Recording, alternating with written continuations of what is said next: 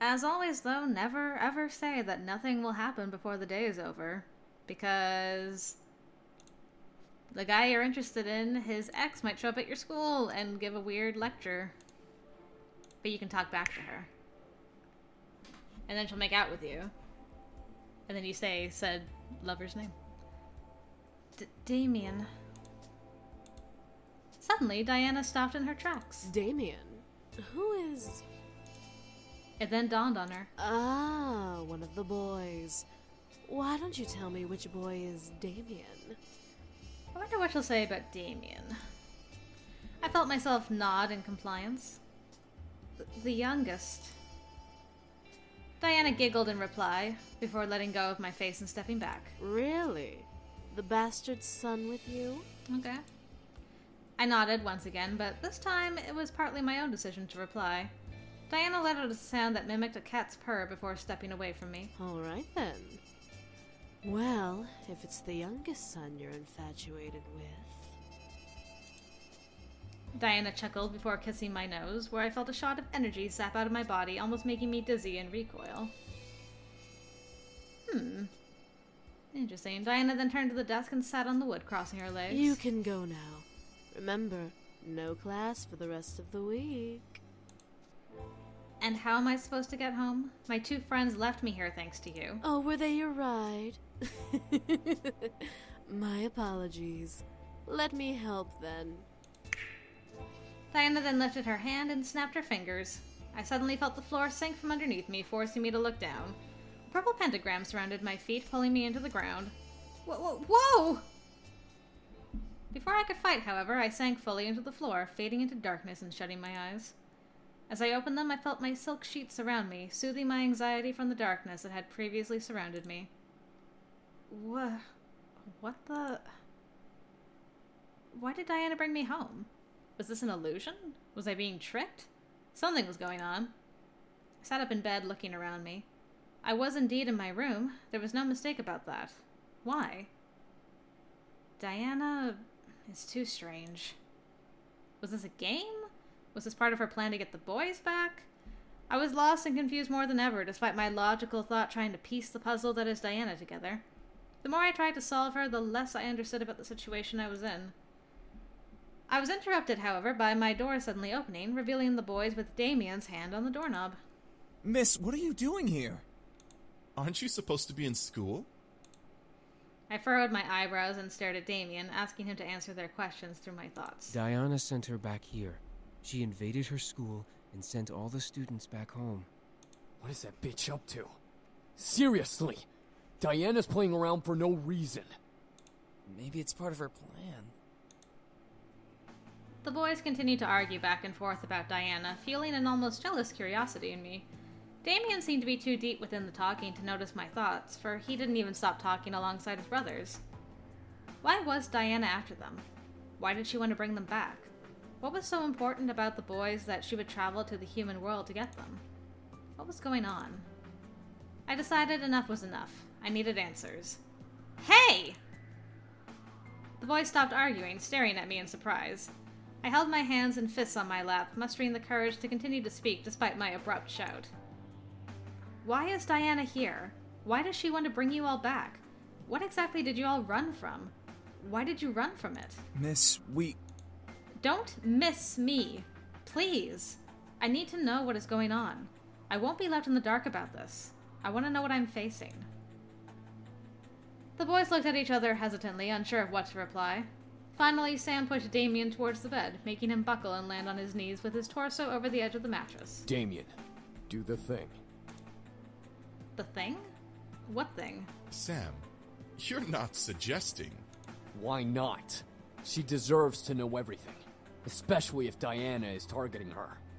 Sam's right. I guess we have no choice then. I was getting confused. What was Damien about to do?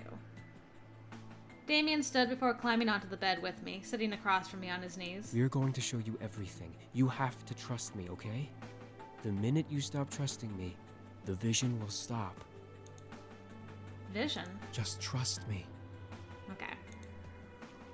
I looked at Damien, unsure of what was going on, but I nodded. If this was the only way to learn, then this was my chance to know. gonna skip ahead. We've seen this a couple of times. I'm interested to see what Damien's story is, though, if he'll show it to us. After what seemed like hours, I finally woke up slightly refreshed. My body knew that if I slept any longer, I'd be up all night, which was not part of the plan of the day. I rubbed my eyes and sat up, letting a soft groan escape my lips. In response, something beside my bed shuffled, causing me to look over. I didn't know what I was expecting. Beside me, sitting in a chair beside the bed, was Damien, rousing himself up to see me awake. I smiled at him, seeing his slightly ruffled hair and tired eyes. Oh, you're awake. How do you feel? Better. Damien nodded before he looked down at the bed, taking my hands into his. I'm sorry. This is all my fault. Damien, it's not your fault. No, it is. I was the one who wanted to come to the human world. I convinced the others to come with. If I never did that, we'd never have put you in danger like this. I quickly reached over and put my finger on his lips, stopping him from going any further. I didn't want to hear anymore. Damien, it's okay. I wanted to help you out. I offered to let you all stay. Nothing is your fault. I gently moved my hand and cupped Damien's cheek, staring at him with concern. I didn't want him to hold guilt in his mind about this whole ordeal. Diana was desperate, and she'd hunt anyone for them. It wasn't his fault she was desperate enough to hunt them down. One thing bothered me, though. Why did his dad scorn him? Why did Damien want to run away? The others seemed a little obvious, but Damien was a mystery. However, before I could be vocally curious, Damien gently held my head in his hands. Damien? Damien frowned and simply held me. I'll show you everything. All right. Damien let out a small laugh, a hint of depression lingering in the breath he let out, before he focused his energy into my head. My vision blurred, and suddenly I was back in the demon castle. I expected to see Damien wandering around the halls or with his brothers. However, I found him alone, sitting on the foot of the throne, tearfully curled into a ball. The room smelt of blood, but my eyes couldn't look away from the tearful Damien. Damien.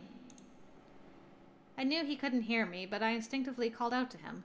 He looked lonely. Where were his brothers? Why are you crying?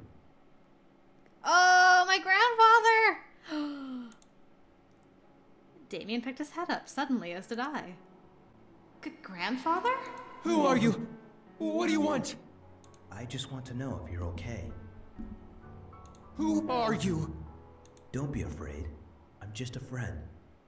A friend? I stared completely in shock. When did... My grandfather knew them? I called it from the beginning. Everything started going in fast forward. I saw Damien talking to the voice of my grandfather, seeing his sad face go from happy to surprised to fascinated and cycle randomly. There were even moments when Matthew joined him, letting Damien speak for the voice in the air. It was all unbelievable. Here, my grandfather spoke of the human world, painting it to be a beautiful world full of opportunity. How did my grandfather know about all of this? What was going on? My mind slightly spun at the idea that my grandfather delved into magic and demons. Eventually, the world around me slowed down to see the boys standing before the empty throne. They looked determined, stout, and ready for something to happen. Damien stepped forward and held his hand out to the throne. Is this when you guys left? O tenebris portas, aperiat nobis, laudetur exitum, desiderium. My grandfather started to chant a phrase unfamiliar to me, letting it rupture into the air around the boys. Gusts of wind started to brush through the room like a storm rushing in. I watched, however, as a small tear opened in the air in front of the throne. It glowed an unholy purple color, peeking into a very familiar pink cafe. That's where you guys went? Ah. No way. That's... Quickly, Sam rushed over and drove his hands through the tear, pulling it open and making it larger, and revealing the Pink Lady Cafe with my grandfather on the other side. My grandfather held out his hand, ushering the boys to come. Hurry up, boys! I can't hold it open for long!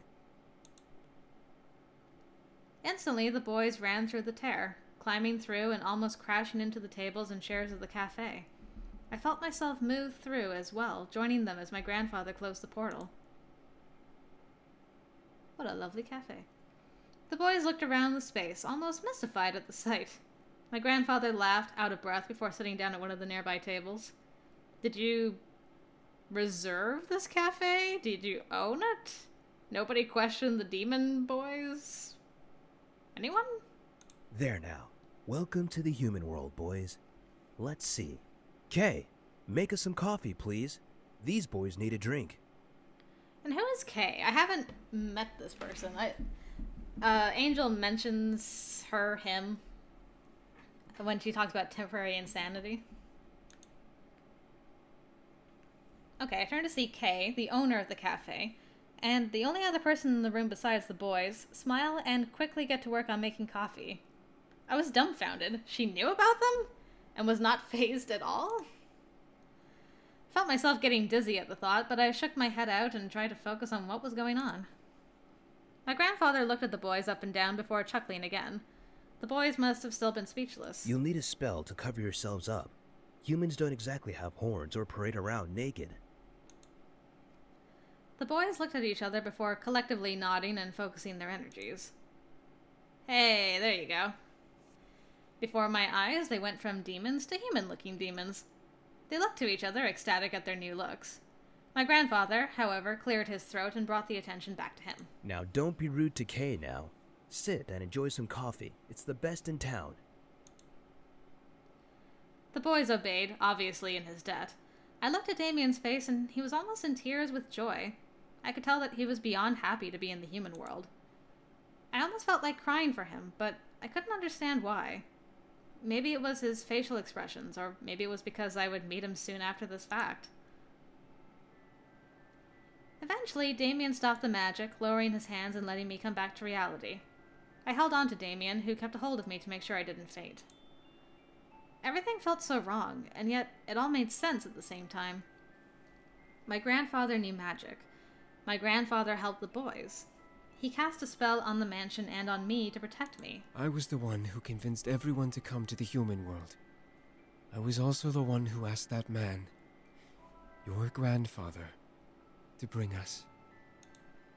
So he helped you come through. What happened after? He gave us a wallet full of fake IDs and maps of the world. He told us to go anywhere we wanted and that he would pay for everything so we wouldn't have to use our magic. It was like he made us human. How interesting. But why would he do that for you guys? I mean, maybe our grandfather was just an awesome person, but still. Damien laughed nostalgically. I could tell he was happy remembering how my grandfather had helped. I still couldn't wrap my head around it, but the answers I wanted were 6 feet under and unreachable now.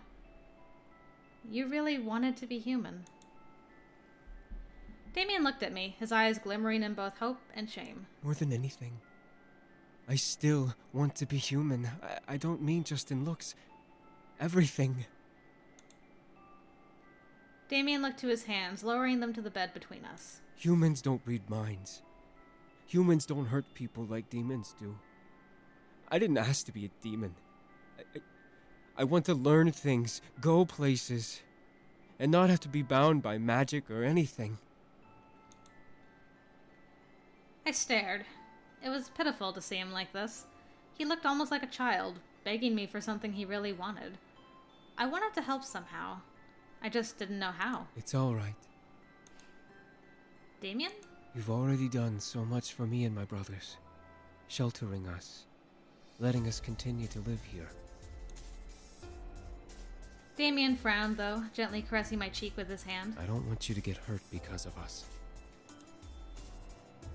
Damien lowered his head in shame. I couldn't help but feel my heart squeeze within my chest at the sight. He truly cared. Damien let out a small sigh before looking to me with a new smile. He hid his sadness well, but I could tell he was still upset about the whole ordeal. All right. You should sleep. Damien gently pressed me back down onto the bed, resolved in what had happened. I'm curious, though. Like, is Diana still gonna try and make a play for Damien? Because he doesn't want anything to do with the demon world at all. Like, nothing about that should be enticing for him, so... I'm curious. Steal a kiss. I couldn't let him leave without doing something. Ah! I quickly pulled Damien down to me, lifted my head, and gently kissed him, softly laying a hand on his cheek to keep his face close. Damien stared in deep surprise before hesitantly kissing me back, caressing my cheek and slightly melting at the touch of our lips. A soft sigh escaped his lips before he slowly pulled away with a smile. He gently licked his lips, making me go red in the face at the simple gesture. He let out a satisfied sigh before nuzzling my forehead. Go to sleep. And with that, he stood up and left the room, leaving me to rest as per his request. I smiled to myself before relaxing into the mattress. How pathetically sweet. I suddenly tensed up. I felt majorly uneasy. She was here. I don't think you've ever showed up here after I've had a revelation about the boy's backstory. I quickly looked around the room, sitting up straight before seeing Diana leaning against the window with a smirk towards me. What do you want? Oh, I just wanted to see how close Damien was to you. Obviously, he's very close. I stood from the bed, glaring daggers at Diana. And what's it to you? He doesn't want to leave with you, so leave him alone. Oh, I will. I don't care enough for the bastard son to try and take him away. I just want you to know exactly what you have. Okay, so you're not gonna bother. Interesting. Well, this is played out differently than I could have foreseen. What are you talking about? Diana chuckled, which made me slightly sick to my stomach for some reason. She knew something. Did Damien tell you about what he lived through? He showed me when he left. He met with... No, not that. Before that. Did he show you anything before that? Well, he was scorned by the Demon Lord. He didn't show you everything, did he? The music stopped. I don't like those. Why would he need to? He showed me what he needed to. I don't need to show her anything else. The heck was that? Hello! I turned to see Damien glaring at Diana with a scary glare. I felt dark shivers run down my spine as I stared at him. Yeah, I mean, there's some things about his backstory that he probably wants to keep to himself. It's kind of personal and dark, probably. Plus, Angel's someone he's only known for 2 days, or 3 days, or however long it's been. I wouldn't share my darkest backstory with someone I knew for 3 days. Ah, Damien. Right on cue. I was just about to show her why you hate your life and why you have a human fetish. Oh, good grief. You will not show her anything. Oh, I won't. Funny, I don't believe you get to tell me what to do, bastard son. Before Damien or I could leap at her throat, Diana snapped her finger, suddenly making the room spin. I quickly grabbed onto Damien, who held me close as the room slowly began to change from my room to the demon castle. I looked around, feeling unable to move from Damien's embrace out of dizziness. I looked at Diana, who was leaning on a pillar on the far side of the room with a smirk. However, my focus gathered on a pair of demons, one of them being the demon servant that was with the demon lord, carrying sheets and books across the room. And how is Diana able to show me this past? Was she here in the castle when it happened? Damn that woman, ordering us around. I guess so. I bet she thinks she's all high and mighty just because she bore that bastard son. Oh, no. Well, she's no queen. She's a simple harem girl. She'll never be queen. The demon lord reminds her that every bloody night. You'd think she'd let it sink in. Okay, this is about Damien's mom. The snort that erupted from the servant's nose disgusted me to no end. How vile was this creature? Who was he talking about? And about that boy, what do the other noble sons think about him? They treat him like an equal. He's no noble son, and he will never be. He's a bastard child that doesn't know his place, just like his bitch mother. You know he can read minds from a mile away. Then let him read mine. I don't care. That boy's a monstrosity never meant to be born. Have you looked in the mirror lately, sir? The servant cleared his throat, however, at the sight of Demon Damien, who was standing nearby with an almost dead-cold look on his face. Ah, you. Yes, me. I don't need to be a mile away to hear your thoughts. Boy, what? What I'm doing out of my room is no longer your concern. I may be a bastard, but I'm the Demon Lord's son regardless. I won't take insults from you anymore. Then what are you going to do, bastard son? Damien started to step forward. I don't know why, but the room suddenly felt cold and dark as Damien started to approach the servant. I'm finally gonna shut you up. Ooh. This almost sounds like Sam there. If you threaten me, you'll threaten him. Damien's glare could practically kill. I was afraid to even watch, but I continued, hoping to not see blood spill from this fight. Damien continued to walk towards the servant, towering over him like a shadow. I've taken your insults for long enough. Now, I get peace. Stay away! I've had enough of you. Damien stopped, turning his head to look up at the archway in surprise. Mother? Ah! Wow. I guess she still has a body. The demon servant slowly turned, also matching Damien's surprise as they looked to the archway. A figure, completely covered in a red sheet, stepped out into the hall, slowly walking to Damien. The thick sound of chains echoed in the room, dragging across the stone floor. I felt something in my gut tighten, unsure of what was going on, but positive something wasn't right about it. However, the familiar smell of blood entered my nose, only it was fresher and much more potent. My gaze slowly trailed down to the stone floor, only for me to go wide-eyed at the sight. Blood, brushed over by the sheet as the woman walked, painted the stone a dark red and almost black color in the woman's wake. I looked back to the mother, now worried that she was bleeding underneath the sheet. Leave us. The mother sounded almost enchanting, despite only saying 2 words in her arrival. I almost let it slip from my mind that this was merely a vision. The servant glared before walking off, mumbling incoherently under his breath. The other demon with him giggled at the servant's inability to fight back. I guess Damien's mother was powerful enough to silence anyone. However, one fact stuck out to me. His mother was a harem girl? I imagined chains on her covered feet making me frown. It was terrible to imagine. What are you doing out? He'll hurt you if you aren't... Damien stopped talking, staring at the woman walking towards him in a sudden calm demeanor. A hand slipped out from the curtain and gently caressed Damien's cheek, making him almost melt into the hand. Damien looked to his mother, a look of hopelessness on his face. Why do you want me to turn around? Just listen to my thoughts, like you always do. I watched as Damien slowly nodded and turned around. As you wish. Focus on my thoughts. I could tell that Damien was holding his breath. He must have cared very deeply for his mother. It was incredibly sweet. Silence lingered in the room, obviously because of Damien listening to his mother's thoughts. It was almost awkward to watch.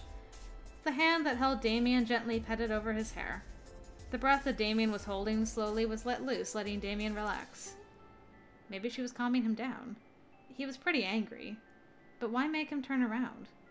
All she was doing was petting his head and talking to him in her mind. It seemed surreal.